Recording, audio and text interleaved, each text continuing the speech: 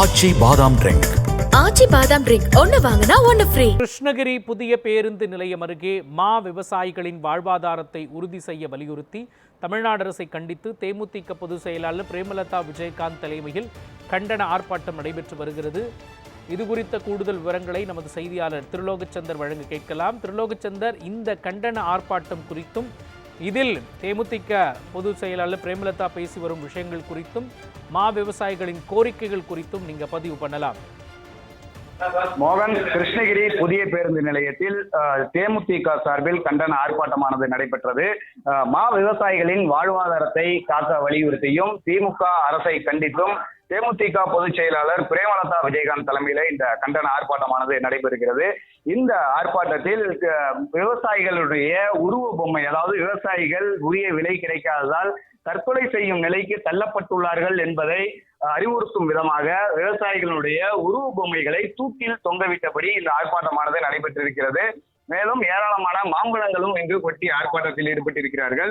இந்த ஆர்ப்பாட்டத்தில் பேசிய தேமுதிக பொதுச் செயலாளர் பிரேமலதா விஜயகாந்த் அவர்கள் மக்கள் தான் எஜமானர்கள், மக்கள் தான் நல்ல தீர்ப்பு தர வேண்டும் என தெரிவித்திருக்கிறார். அது மட்டும் இல்லாமல் விவசாயிகளுக்கு உரிய விலை கிடைக்காத நிலையில் விவசாயிகளின் வாழ்வாதாரத்தை எப்படி நிலைநிறுத்த முடியும் என்றும் கேள்வி எழுப்பியிருக்கிறார். அதே போல ஒரு ஏக்கர் மா சாகுபடி செய்வதற்கு 41,000 ரூபாய் செலவாகிறது.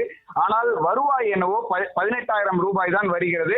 இப்படி இருக்கும் பொழுது விவசாயிகளுக்கு மிகப்பெரிய இழப்பு ஏற்படுகிறது என தெரிவித்திருக்கிறார்.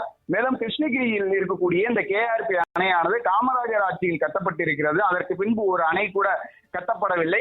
குறிப்பாக இந்த அணையை தூர்வாரப்படவில்லை. அதற்கு பதிலாக மக்களின் பணத்தை தூர்வாரி கொண்டிருக்கிறார்கள் என விமர்சனம் செய்திருக்கிறார். அதே போல் கனிம வளத்தை கொள்ளையடித்து ஆண்ட கட்சியும் ஆளும் கட்சியும் மக்களை வஞ்சிக்கின்றனர் என தெரிவித்திருக்கிறார். மேலும் சுய உதவி குழு கடன், நகை கடன் தள்ளுபடிக்கு நிதி இல்லை என்கிறார்கள். அந்த நிதி எல்லாம் எங்கே செல்கிறது என வினா எழுப்பியிருக்கிறார். மேலும் மா விவசாயிகளுக்கு ஏக்கருக்கு 10,000 ரூபாய் நிவாரணம் வழங்க வேண்டும் எனவும் தமிழக அரசை வலியுறுத்தியிருக்கிறார்.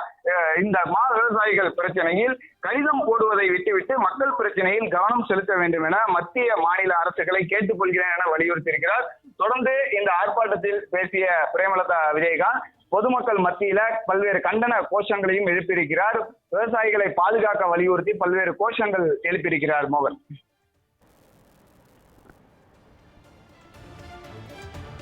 இந்த கண்டன ஆர்ப்பாட்டம் குறித்த முழுமையான விவரங்களையும் காட்சிகளையும் வழங்கியதற்காக நன்றி திருலோகச்சந்தர்.